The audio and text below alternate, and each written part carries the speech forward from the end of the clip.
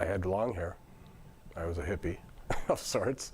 And in practice one day, I saw somebody, a tennis player, somebody wear a headband, and then they talked to them, and they said, keeps the sweat out of my eyes. And I said, I'll try that. So in practice, I just wore it in practice. And we used to draw 3,000 people. It was packed for every practice. And after the couple of practices, people came up to me and were asking me about the headband. And eventually people started asking autographs on headbands. And I said, what the heck, I'm going to try this in a game. So I did, and it got a lot of attention.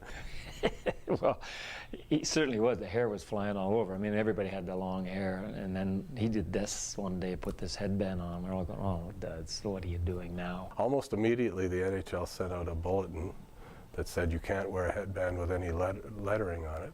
And it had to be team colors and all that kind of things. But it gave me a little notoriety on a team that had a lot of personalities, and it made me noticed, I guess, and that was kind of fun. You know, he had Brian Spencer on one side of Peter McNabb and Big Maxie in the middle.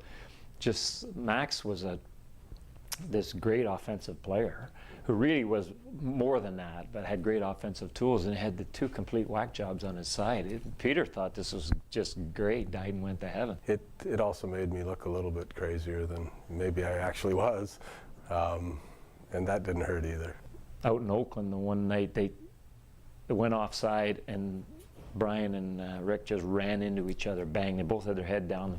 The headband went flying on one, and the other guy was wacky anyway. And they had to take them off the ice because Peter couldn't take the face off.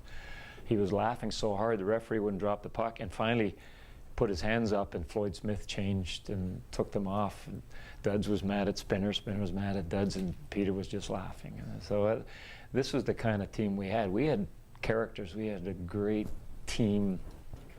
We had a wonderful group of guys.